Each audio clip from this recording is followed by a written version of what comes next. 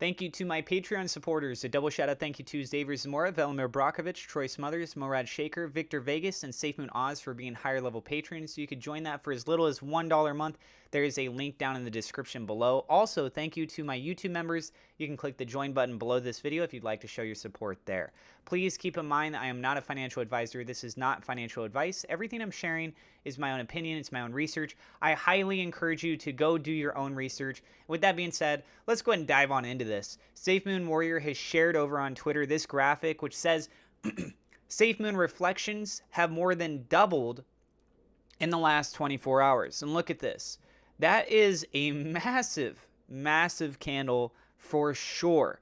Some interesting other metrics that I want to share with you. This is through SafeMoon Glubis's website, which, by the way, Glubis did go through, made some major updates. Visually, if you guys have seen me cover his website before in past videos, you can tell that it's been changed. So this is very interesting. Right off the bat, we can see buying versus selling pressure. There is just slightly, very, very slightly more selling pressure than there is buying at the moment. Please take note, as I've actually noted in previous videos, but in case you weren't aware, that there is actually no trading going on through the swap right now. Why? Because the SafeMoon swap is doing an update. That doesn't mean that people can't still trade SafeMoon. They just can't trade SafeMoon through the swap. Unless it's something internal, right? Like if the SafeMoon team has something going on, but as far as for standard practicality of it, we're not going to see that. The decentralized exchange volume, you can see it's down 97.94%. The price itself, down just slightly as compared to the last 24-hour period. It's been hovering right around the same range. Percentage-wise, it's going to be very easy to see large numbers on that just because of the fact that SafeMoon's price is so low in general, right? So it doesn't take a lot of buying power to cause it to look like, oh, it's 5% up for the last 24 hours. Same thing if you're looking at it going down. And yeah, just ideally, what I really want to point out, though, is that there's not really much trading going on.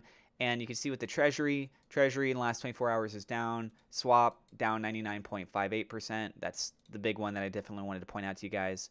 And then when we're looking at this right here, that massive exponential increase, the theory that many people are talking about seems to be revolving around the fact that the Treasury wallet is no longer receiving reflections, as well as approximately 25 other wallet addresses. I believe it's more than 25, but it's approximately around 25 wallet addresses. And so if all of these wallet addresses are no longer receiving reflections, well then guess what? Their percentage of that pie that gets set down on the table and you say, well, how do we divvy up this pie? Because every time there's a trade, that's what's taking place. Remember that. It's not based on a fixed value. It's not an APY. The reflectionary model, the tokenomics that SafeMoon works, is on a case-by-case basis of transactions, where you have 10% in this instance, or you have the, darn it, I forgot it now. What is it, 2%? I think it's 2% for wallet-to-wallet transfer. I'm covering a ton of different projects, so I'm just trying to remember this. But, you know, you got different instances. My point is that when you have these percentages, how do they get distributed? There's a value that comes to the table. If it's a larger transaction, it's a bigger pie. If it's a smaller transaction, it's a smaller pie. But your percentage of ownership of that pie is what you receive in the reflectionary rewards. So there's a misconception people have been trying to pitch out there suggesting that, oh, it doesn't matter about the Treasury wallet. It doesn't matter if they actually got reflections or not, because you still have the same percentage of the total supply. Well, no, when you do exemptions of specific wallet addresses, then even though you have a total supply, what is actually qualified for the reflections is less than the total supply. It's not to say that those tokens don't exist. It's not to say that the Treasury wallet can't trade them.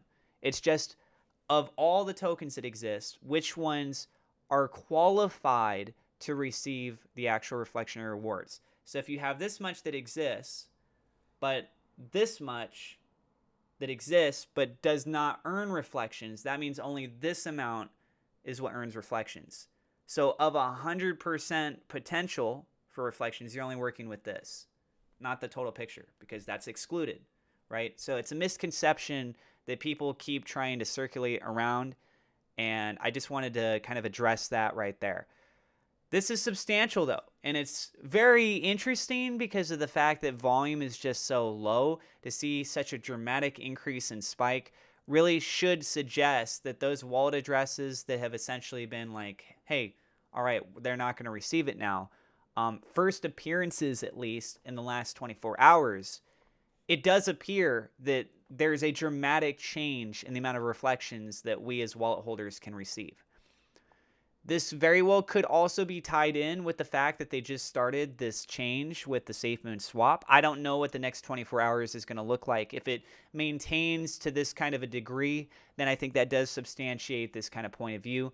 If it dramatically drops back down, then I would say that it's most probable that we could say that the spike was correlated with the initiation of the SafeMoon swap upgrade. So that SafeMoon swap upgrade is expected to run for at least 48 hours. It very well could run longer, and I think it's probable it's going to run longer. But regardless, let's celebrate the fact that we have some good signs. Well, good sign. It's a single instance. It's nice. Let's celebrate the little wins when we can, right? And I'm hoping that this does continue on this trend. Let me know what you guys think about all this in the comments down below. Again, I'm not a financial advisor. This is not financial advice. I do have referral links in the description if you want to get free crypto, free stock. If you want to protect your crypto, you can use the cold storage wallet, for example, Elapal. There's a discount code in the description below on that. And if you're new to the channel, do not forget to hit subscribe. Hit the thumbs up like button, click the bell icon. God bless, and I will see you in the next episode.